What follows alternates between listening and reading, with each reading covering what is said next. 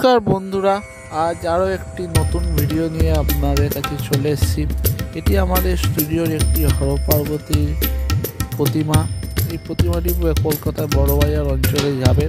প্রতিমাটি সম্পূর্ণ মাটির কাজের দ্বারা তৈরি করা হয়েছে। দেখুন কি অপরূপভাবে মূর্তিটি তৈরি করা হয়েছে এবং ফিনিশিংয়ের পর কি অপরূপ সুন্দর হয়েছে।